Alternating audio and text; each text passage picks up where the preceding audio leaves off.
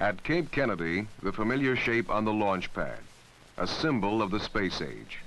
The familiar countdown, the signal for a beginning. But the real beginnings of this mission, any mission, go back in time. A time when only the dreamers, the visionaries, could guess at what lay ahead. By official reckoning, the beginning was in 1958.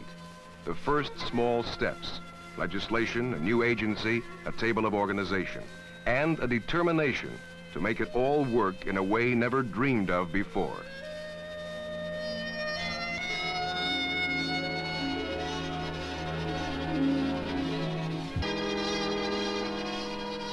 The program did work. It is working. In less than 2 decades, an orbiting laboratory circled the Earth, its crew conducting scientific research and performing experiments, testing the limits of human endurance for long periods in space, duplicating scenes science fiction writers described years earlier. In less than 2 decades, the space program has reached a level of precision, of almost flawless routine performance. But such routines rarely generate the excitement, the glamour of previous years. Previous years when a small single satellite could command giant double headlines, holding out the promise of dazzling achievements. The early dreamers and visionaries started the momentum. 2 brothers from Dayton soaring above a lonely beach in powered flight. A professor from Massachusetts firing off a rocket. They started the excitement, and it was a long time subsiding.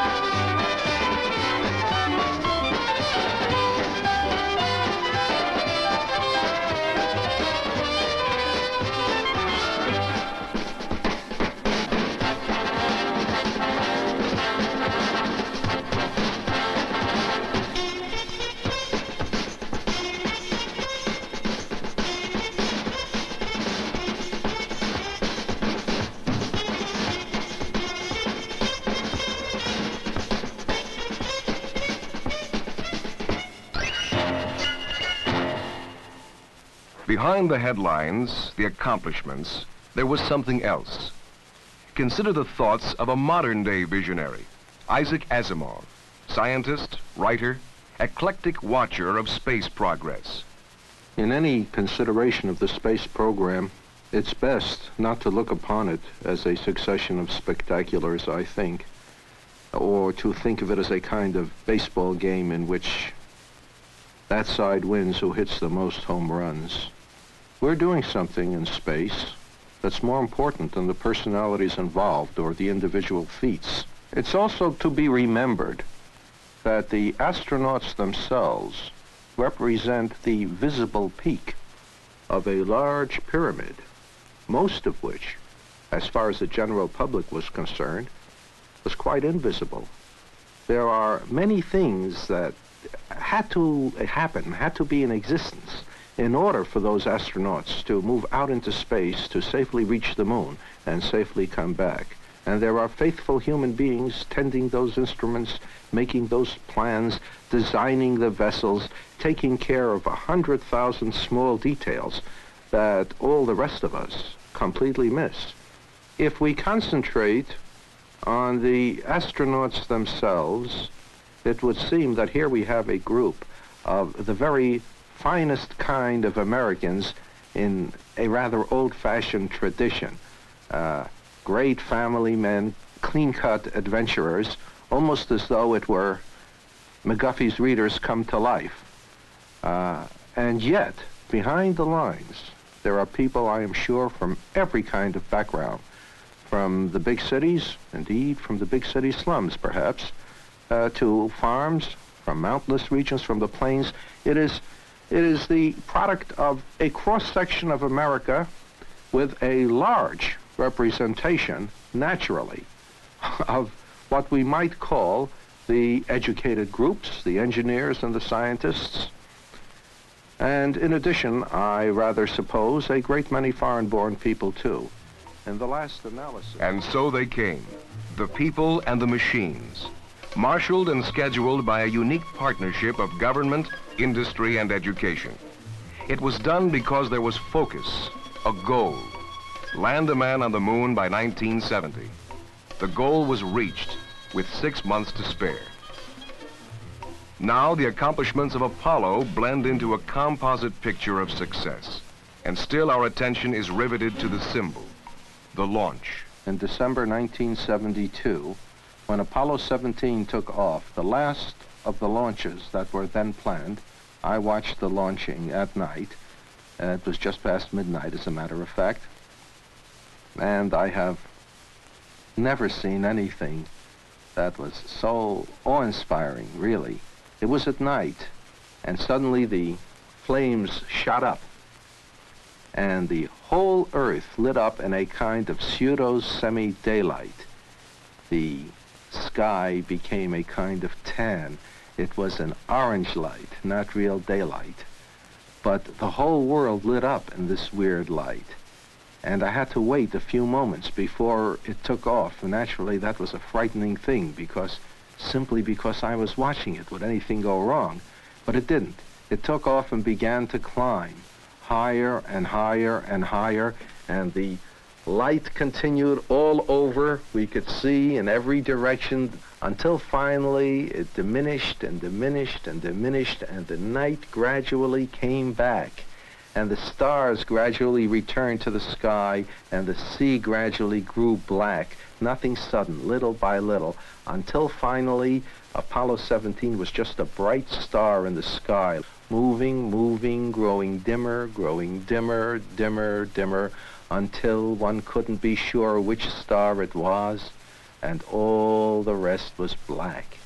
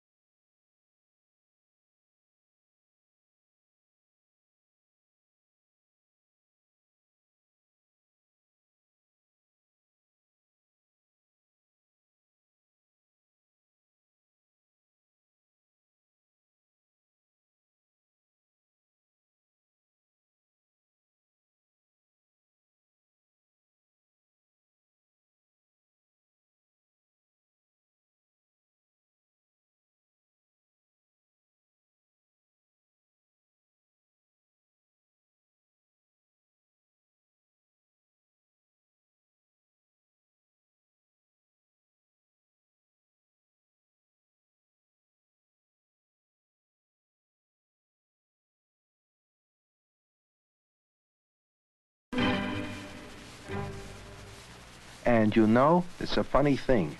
No science fiction writer, as far as I knew, ever dreamed that the first step on the moon would be visible on television back on Earth.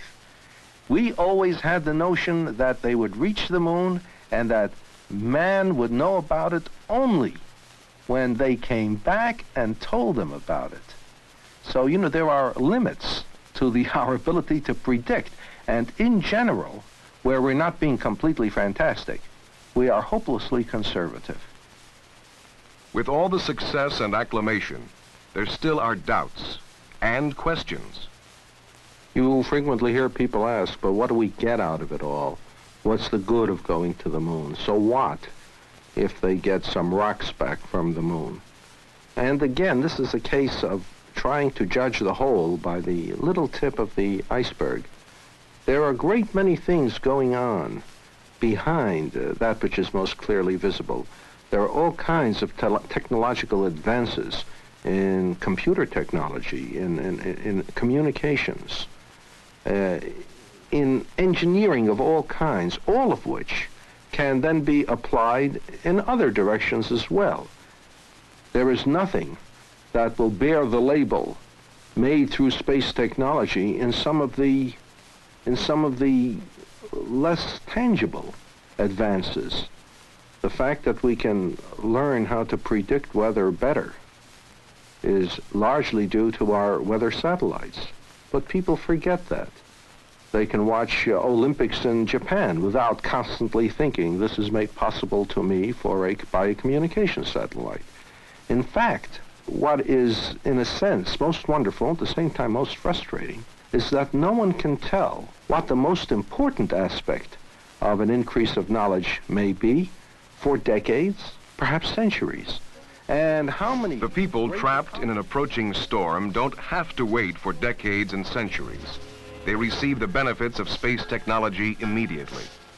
Weather satellites provide an example of down-to-earth applications of space technology, providing data on storms, temperatures, winds. The final result, the forecast, shows up on the evening news because the data is widely available to people around the world. People who use it to prepare long-range forecasts of greater detail, greater accuracy.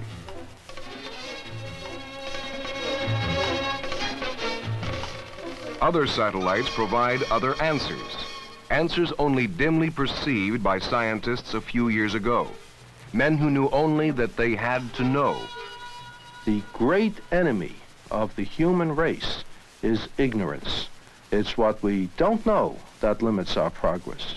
And everything that we learn, everything that we come to know, no matter how esoteric it seems, no matter how ivory towerish, will fit into the general picture, a block in its proper place, that in the end will make it possible for mankind to increase and grow, become more cosmic if you wish, become more than a species on Earth, but become a species in the universe with capacities and abilities we can't imagine now. Nor do I mean greater and greater consumption of energy or more and more massive cities.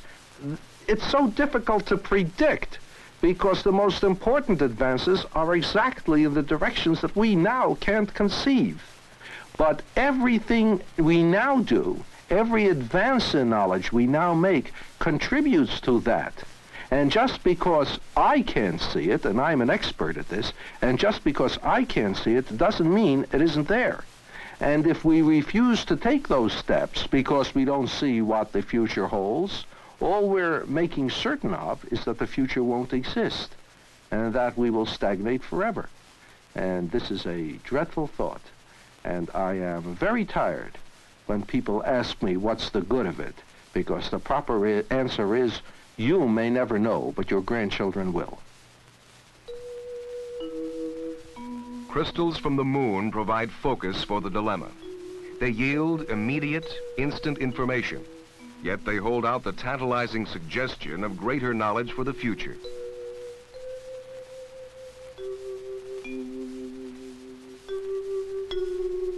In man's pursuit of knowledge, he asks how.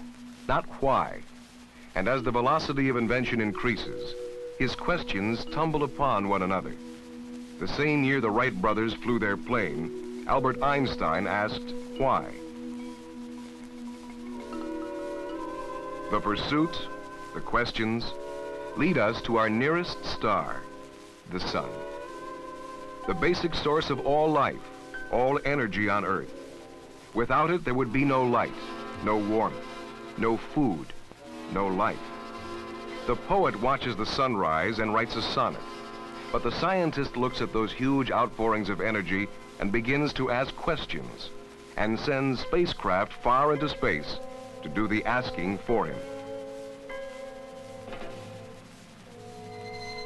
In the process, he receives data which can help provide a better understanding of the sun and its relationship to the life processes on Earth.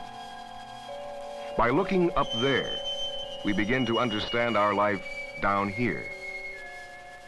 If we look for a broader approach to what we have been calling the space program, then what we must do is to call it a planetary program.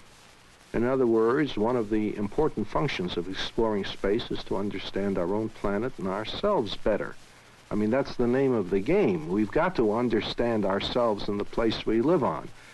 And aside from just pure knowledge for its own sake, we want to increase the benefits for ourselves, not just material benefits, and also for our posterity. Well, then, if we talk about a planetary program that is tackling the entire complex of problems which involves Earth as a whole and not just one small section of it, the greater problem is how to conduct and improve human society, how to improve and increase the balance, the ecosystem balance of which human society is a part. In other words, we want to take a large look on Earth and deal precisely with those problems that concern everyone and are not specialized, and of which all other problems are special subdivisions, so to speak. Well, if we do that, it will turn out that some of them can't be tackled properly, except from the viewpoint of space or with knowledge that can only be gained through space exploration. But then space exploration... The search extends to the oceans. How does man live in an isolated, hostile environment for long periods of time? The answer from space technology will help man to live beneath the sea, to study its vast reserves of food, of energy. Energy. The oceans and the sun may provide new sources of vital energy. Work is underway in both areas of research and in others. Work which may lead to new techniques, new methods for powering the machines and equipment an urban society demands and needs to keep it functioning, and for the demands of future generations. The machines and the demands made upon them present other problems: pollution, congestion, energy consumption. As the problems develop, new ways are being found to deal with them. Research in communications and aeronautics is leading to more effective navigation, air traffic control, noise abatement, and pollution reduction. The space agency's predecessor was concerned only with aeronautics, and that work continues today, assuming more importance than ever. And not only on the big commercial jets, but also on general aviation, the system embracing the small private plane, growing in numbers, demanding solutions. Research extends to the edges, where Earth and space meet. But now the distinctions are blurred. We begin to see it as an entity. Space Shuttle contributes to the blurring, rising like a rocket, flying like a spacecraft, landing like an airplane. And Skylab, viewing Earth and space as one unified, complex system for study. The most dramatic way of examining Earth as a whole is from space, because that is direct. One needs those pictures from space.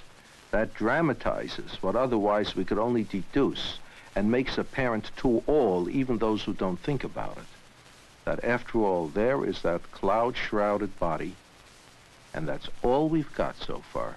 and we must save it. The search extends beyond ourselves, to other planets in our solar system, to Mars. The Mariner spacecraft, traveling for 6 months in the void of space, using the sun for energy, the star Canopus for guidance. The information it sent back gave us new insights into this planet which has fascinated man for centuries.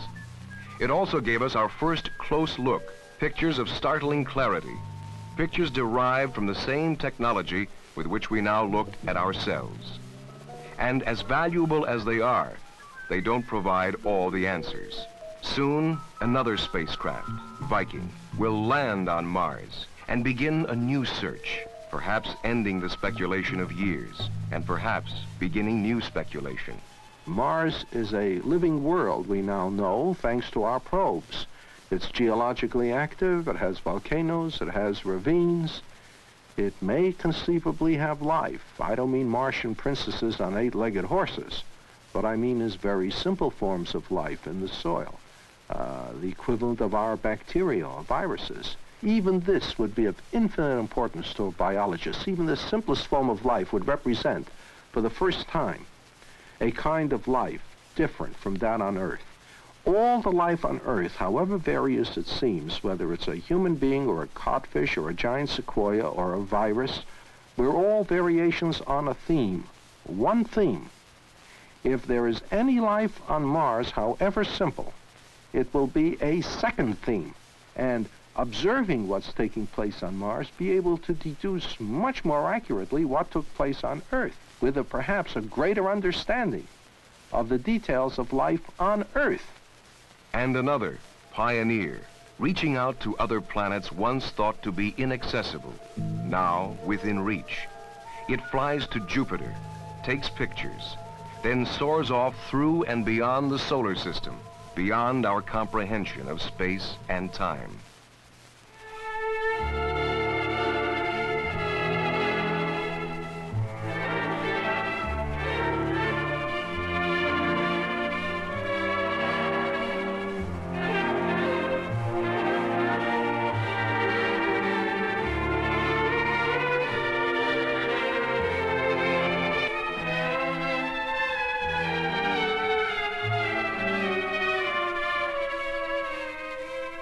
Upon Pioneer 10 is a plaque which carries drawings of man and woman, of the spaceship itself, and various other symbols which an extremely intelligent finder can interpret to give him some knowledge of what we are like, where we are, what we have done, and so on. It seems to me that when it is found, the chances are great will no longer exist. And it would be nice, sort of soothing, I think, to think that somewhere in space someday, people will know, beings will know that we have existed, and that in our short lifetime, we've managed to accomplish some things. We've managed to send an object beyond our solar system, so that from that, they can judge what we were. I rather think that it's a proud thing to do.